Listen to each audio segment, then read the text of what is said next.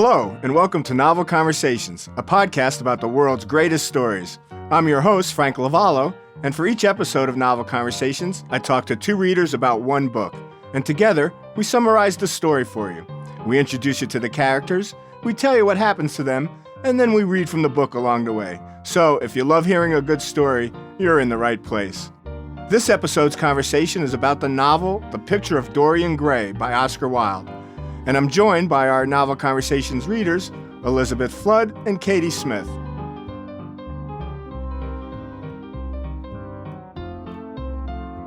Elizabeth, Katie, hello, welcome. Hi, Frank. Hi, Frank. Thanks for having us. Glad to have you both here today. Before we get started, I want to give a quick introduction to our novel, The Picture of Dorian Gray. The Picture of Dorian Gray is a philosophical novel by Irish writer Oscar Wilde.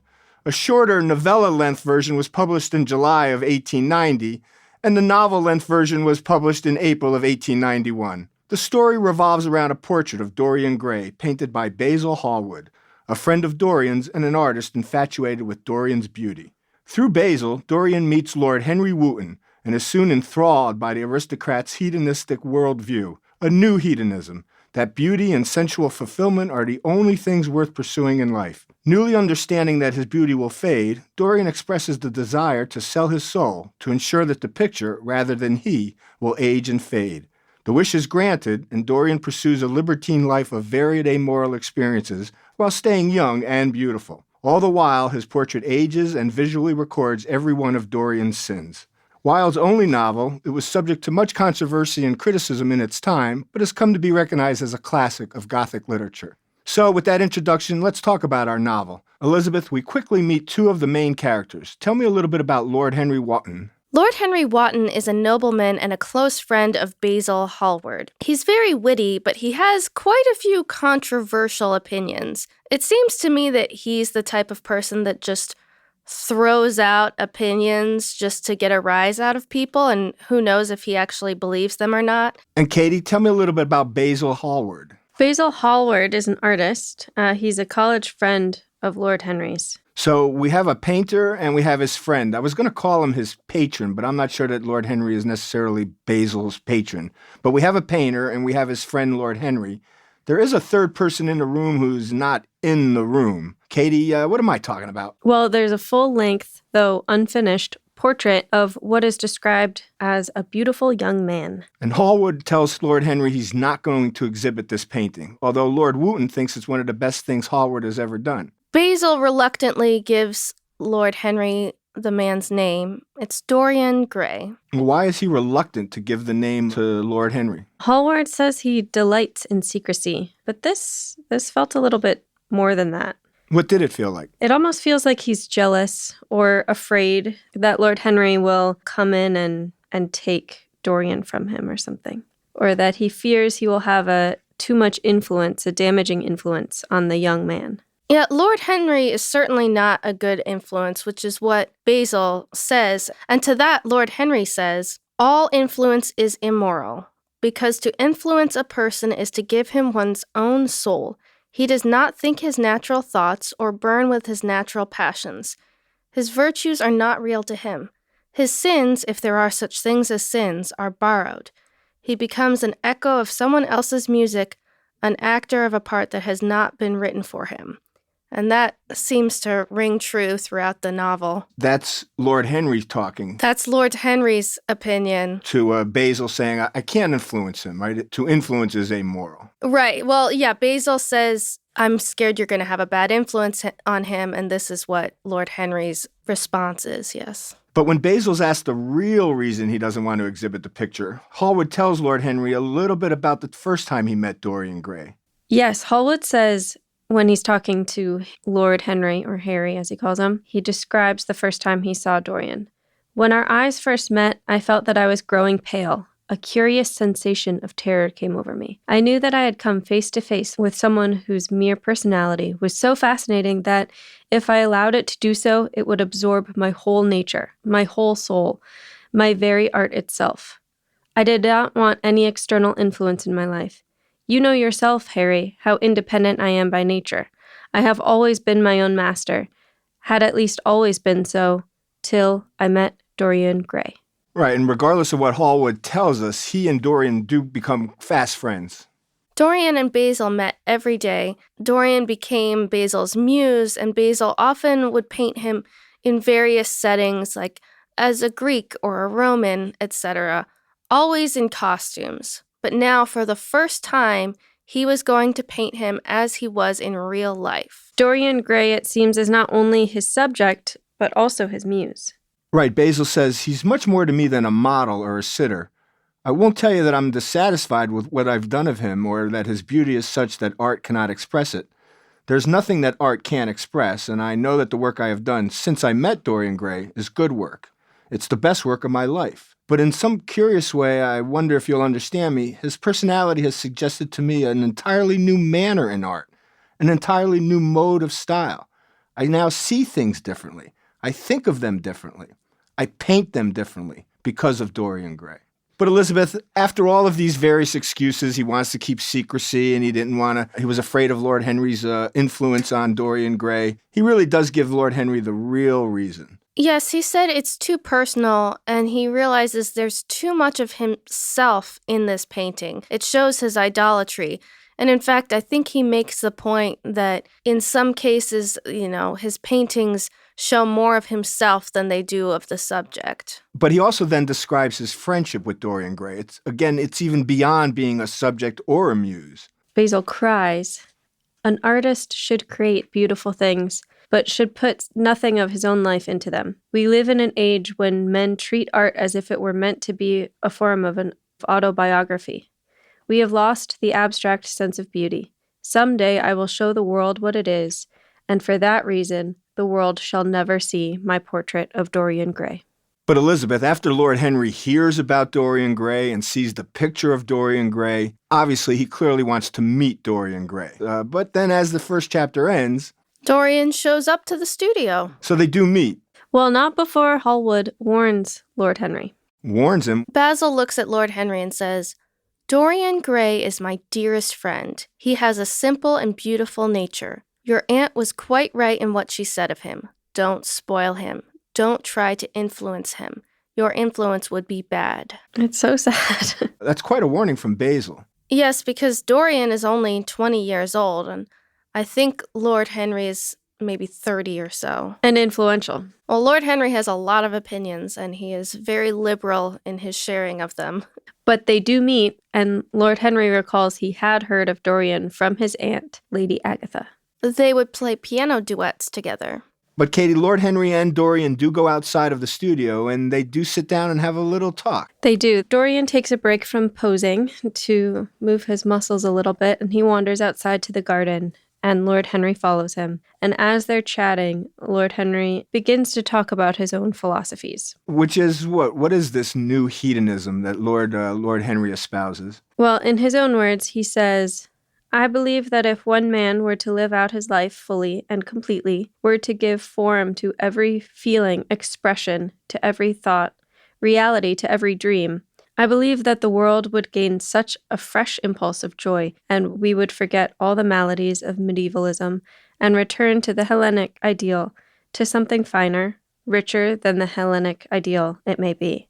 It's all about just seeking his own pleasures, right? Right. The only way to get rid of temptation is to yield to it. Part of his philosophy is also about the transient nature of beauty and youth. And while you have beauty, while you have youth, you should use it. You should enjoy it. You should make something of it. Yes, in fact, he says, youth is the only thing worth having. And at first, Dorian says, "I don't feel that, Lord Henry." Then Lord Henry goes into a long speech explaining how important beauty and youth are. And Dorian takes all of it in, open-eyed and wondering.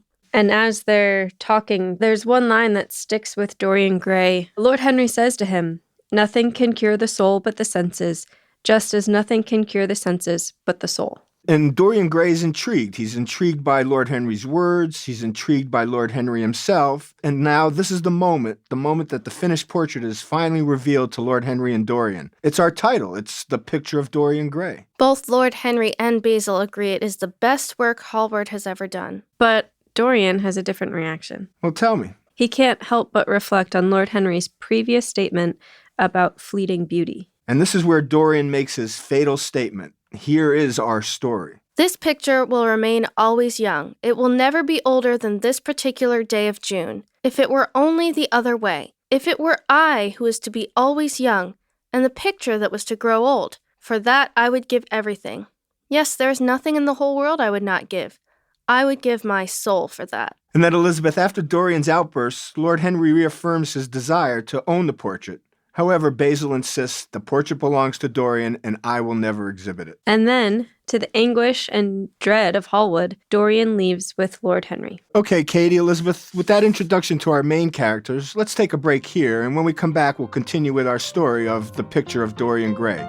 We'll be right back.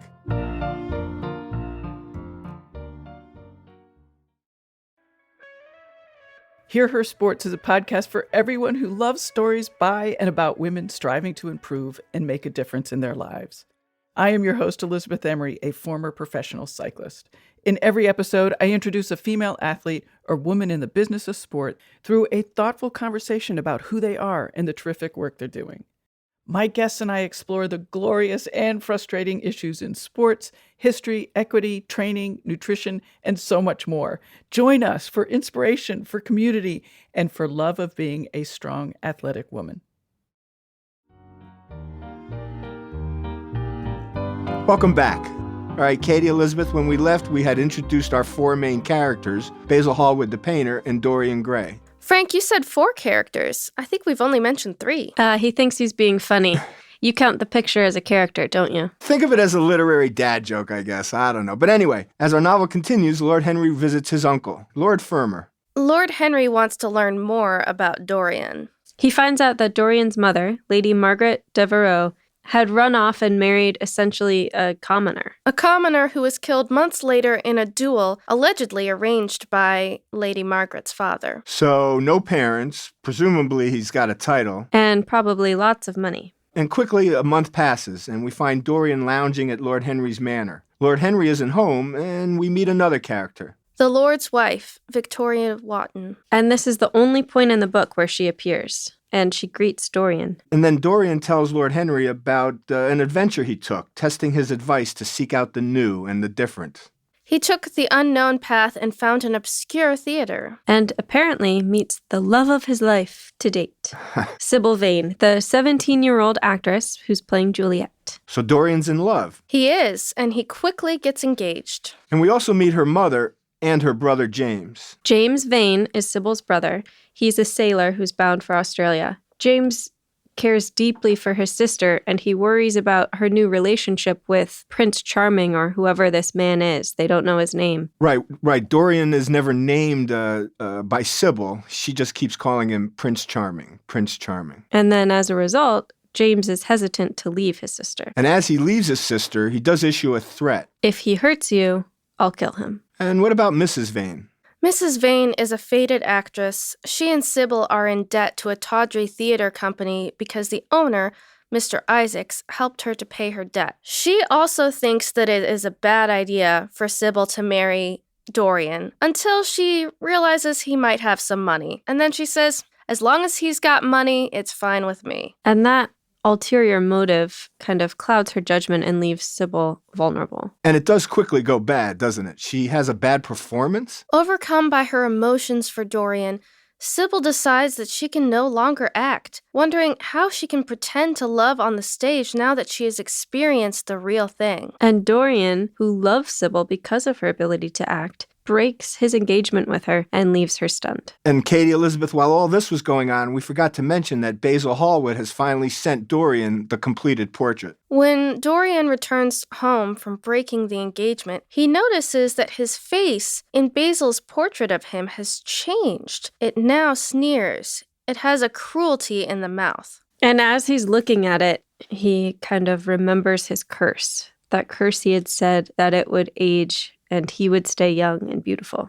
That his own beauty might be untarnished, and the face on the canvas bear the burden of his passions and his sins. And that the painted image might be seared with the lines of suffering and thought, and that he might keep all the delicate bloom and loveliness of his then just conscious boyhood. And then, after breaking up with Sybil and realizing his picture was changing, he goes to sleep. But when he awakes late in the day, he checks the picture again, and clearly it had changed. He had not imagined that. His face was altered. He gazed in horror, realizing that his wish had come true.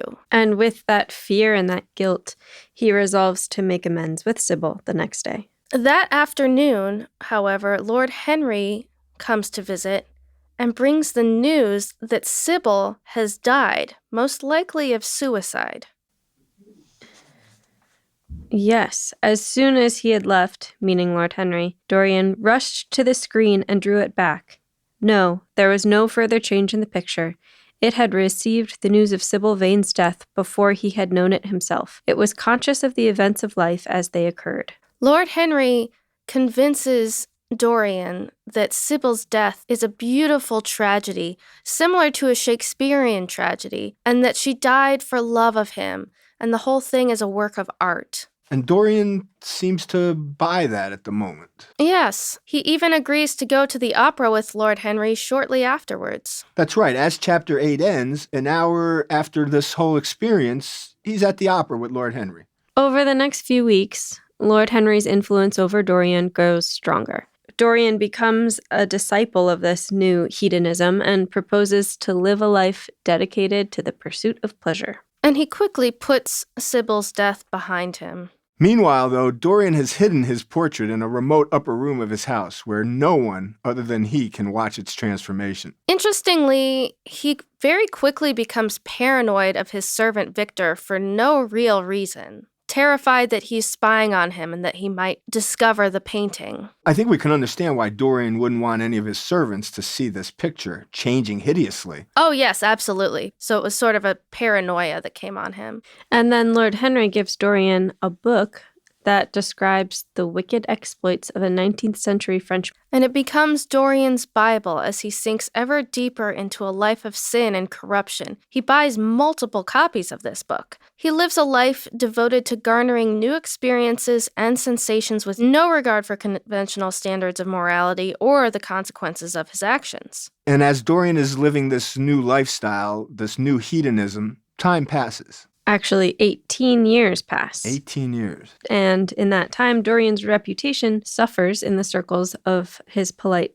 London society because rumors spread regarding his scandalous exploits. He loses a lot of the friends that he makes, but some of his peers nevertheless continue to accept him because he remains young and beautiful and innocent looking. And since he's young and beautiful and innocent looking, he can always get new friends, younger friends, prettier friends. And then finally, after all this time, Basil Hallward comes to see Dorian. And he questions Dorian about his reputation. He has a hard time believing the rumors himself, but he's heard so many bad things that he needs answers. He seems to destroy the reputations of everyone that he meets as he goes through life. And so as they're talking, Basil is worried about Dorian. At one point, Dorian counters with, "Do you want to see my soul?" Because his face looks so perfect, he's like, well, it can't be true because, you'd be able to see somebody's sin on their face. Mm-hmm. Katie, Elizabeth, I think you guys are right. Basil is truly concerned about Dorian. He can tell that Dorian has not changed. He's heard the scandals. He's heard the rumors. And that's why he's come to see Dorian. He wants to look into Dorian's soul and try to understand what's happened to him. And Dorian counters with, "My soul? Do you really want to see my soul?" Yes, answered Hallward gravely, and with deep-toned sorrow in his voice. To see your soul. But only God can do that. A bitter laugh of mockery broke from the lips of the young man. "You shall see it yourself tonight," he cried, seizing a lamp from the table. "Come, it is your own handiwork. Why shouldn't you look at it?" But wait, Katie, Elizabeth, let's take a break here, and when we come back, we'll all get to see Dorian's soul. We'll be right back.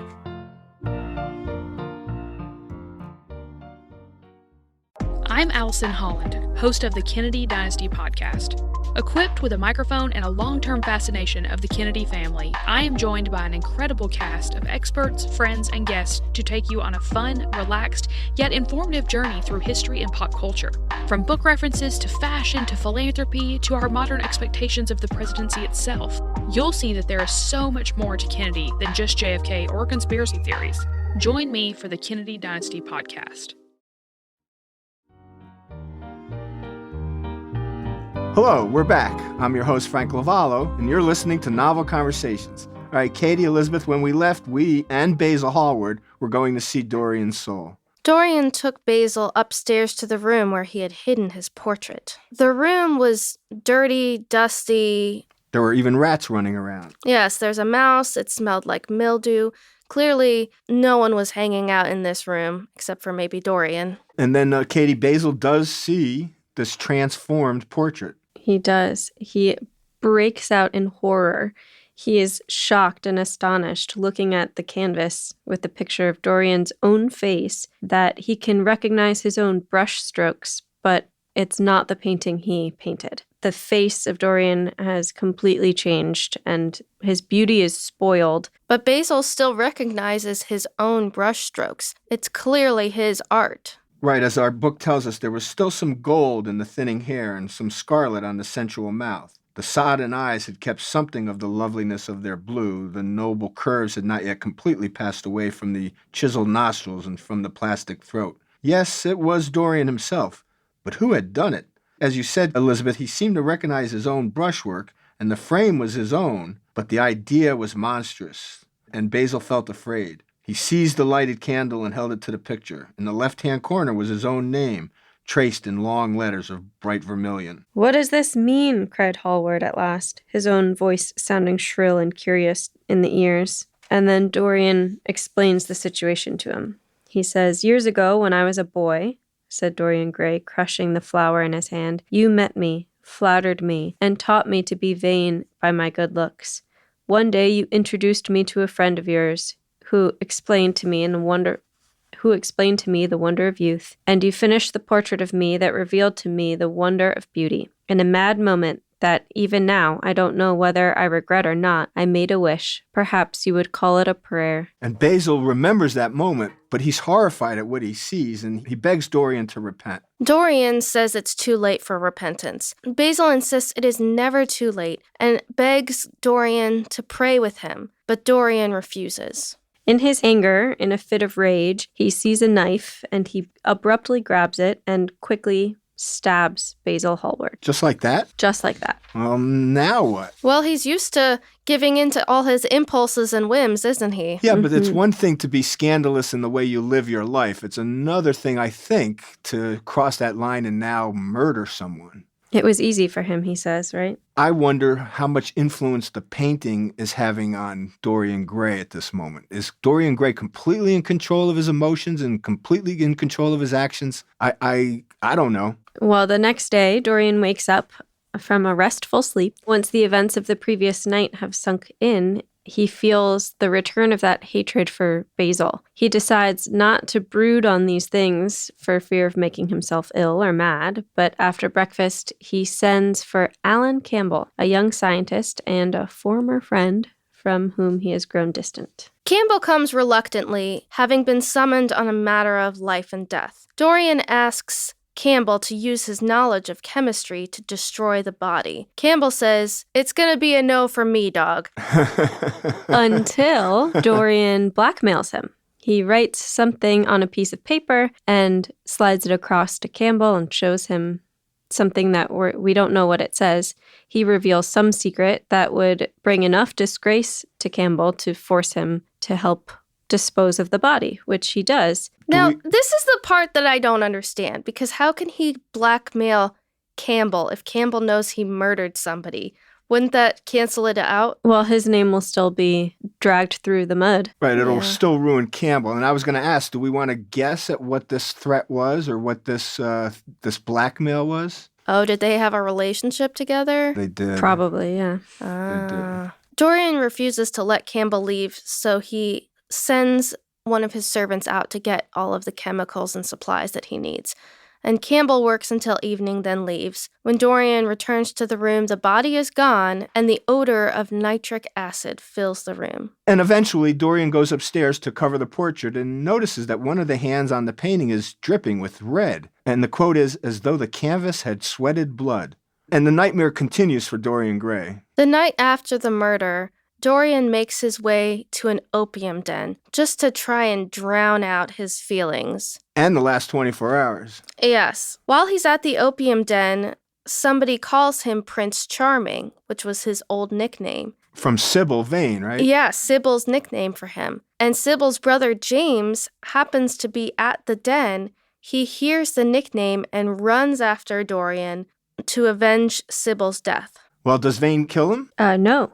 Dorian convinces him that he's not the man. How does he do that? James mentions that this happened 18 years ago.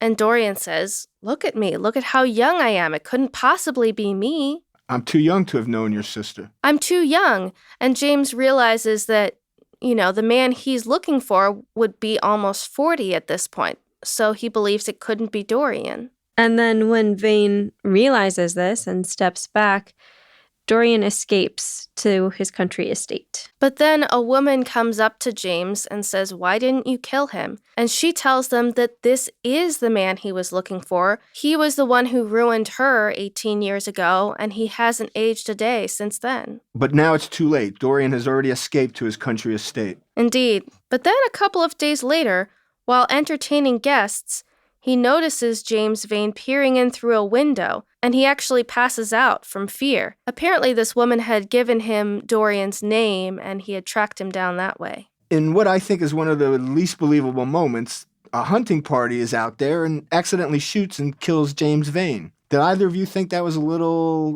coincidental or a little bit unbelievable? I didn't really think so because I thought, James is following Dorian around, so it's not too surprising that somebody would kill him as he's trying to come after Dorian. When we heard that someone had died, I thought it was going to be somebody that Dorian cared about. Maybe Lord Henry? Yeah, because of the fear he had when the gun was shot. He was saying, "No, don't shoot the rabbits." Dorian's friend who killed the man is really just annoyed and irritated by this and says that his day of hunting has been spoiled and blames the victim. Right. He thinks James was a spotter out there during the hunt, and he can't understand why a spotter would get between the prey and the bullet, I guess. Right. Dorian is extremely relieved. He feels safe again, and he finally resolves to amend his life. Although he cannot muster the courage to confess his crimes. There's been a young woman whom he's been seeing for a while who thinks that he's the same age as her. And he's lied to her, told her that he is a poor country boy as well. He had originally planned to, go off and have relations with her and not marry her as he had with many other women. And men. But instead he decides to break up with her, leave her untarnished, leave her innocent.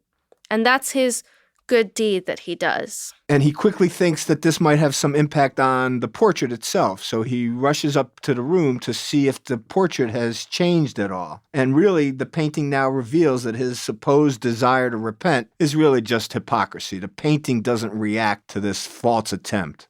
Yes, and he realizes that he did this good deed out of vanity. And so then, in a fury, Dorian picks up that same knife he used to stab Basil Hallward, and he attempts to destroy the painting. There is a huge crash, and I think a scream, and the servants eventually come in, and they enter to find the portrait unharmed, showing Dorian Gray as a beautiful young man, just as it was originally painted. But on the floor lies the body of their master, an older man, horribly wrinkled and disfigured, with a knife plunged into his heart. And so it's with the death of Dorian Gray and the restoration of the Picture of Dorian Gray that our novel ends. Katie, did you find this a good or suitable ending for the novel? I would say a suitable ending, but not necessarily a good ending. I like redemption at the end of a story, and I feel as though Dorian Gray doesn't really get that, the redemption, but maybe a fitting end in that after all this, the portrait has destroyed him so much that it kills him. And you truly, in order to be redeemed, you have to repent. And we never really got that from Dorian Gray. No, just some cheap attempts. That's a good phrase, cheap attempts. Elizabeth, what about for you? Was this a good ending or a suitable ending? I definitely think it was a suitable ending because throughout the novel, Dorian is given multiple chances to repent, to make amends. And even his friend tells him that if he will only pray, maybe this painting will lose its power. But he always says, "Oh, it's no use, it's too late," and so on. And so Dorian commits the sin of despair, what some people call the unforgivable sin, where he believes that he can't be forgiven. Even after he does this one good deed and it goes unrewarded, he just gives up hope after that and doesn't continue to try and be good. Katie, Elizabeth, really good insights here. Let's take one more break and then head into our last segment, where I'd like to ask the two of you to share a moment or perhaps a character or a quote that we haven't had a chance to talk about just yet. Right now, you're listening to Novel Conversations. I'm Frank Lavallo. We'll be right back.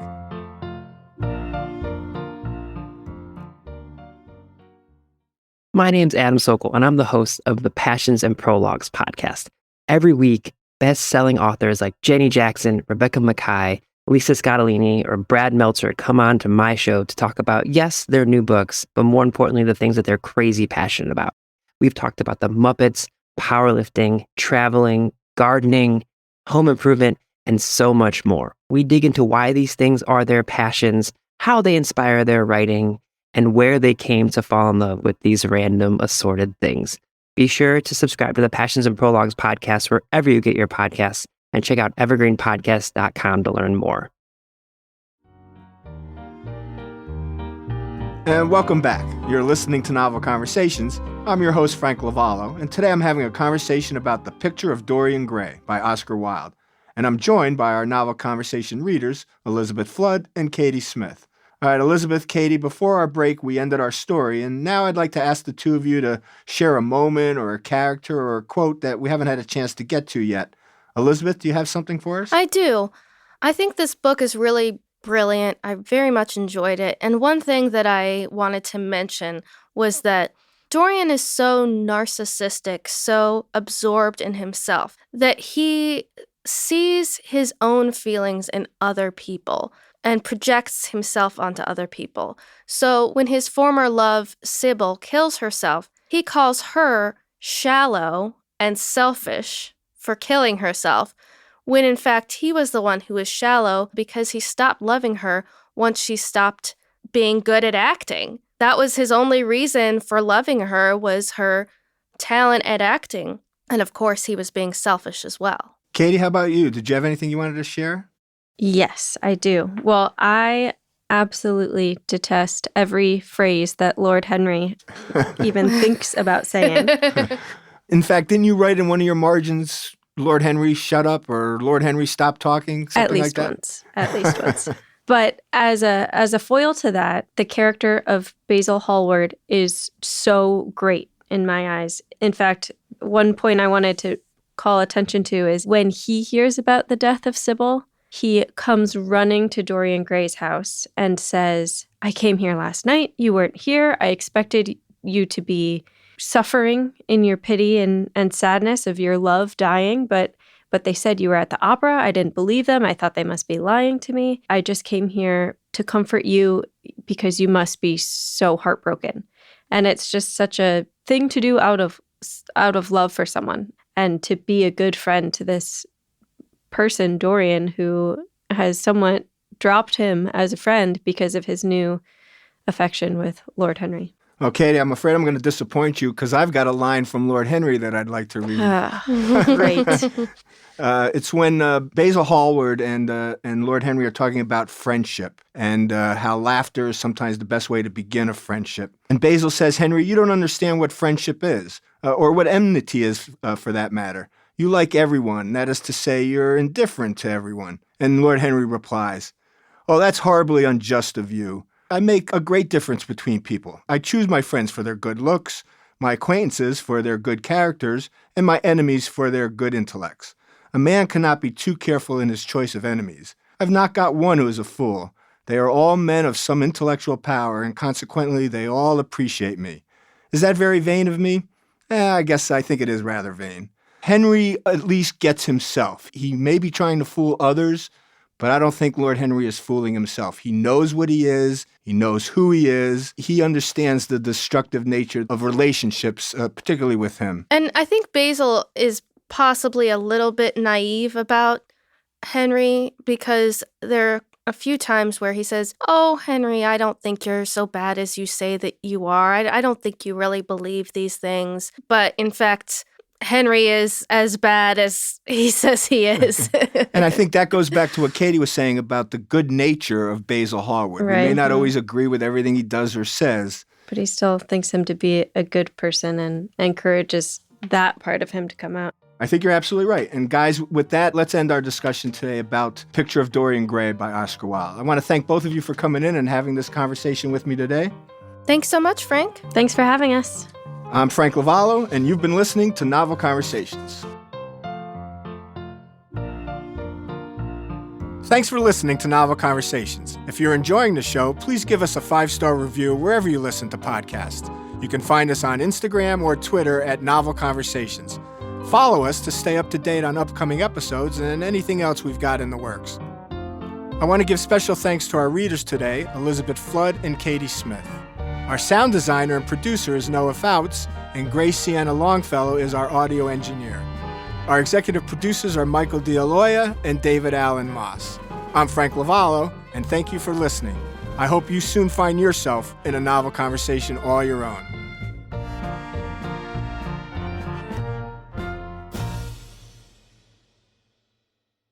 I'm Allison Holland, host of the Kennedy Dynasty Podcast. Equipped with a microphone and a long-term fascination of the Kennedy family, I am joined by an incredible cast of experts, friends, and guests to take you on a fun, relaxed, yet informative journey through history and pop culture. From book references to fashion to philanthropy to our modern expectations of the presidency itself, you'll see that there is so much more to Kennedy than just JFK or conspiracy theories. Join me for the Kennedy Dynasty Podcast.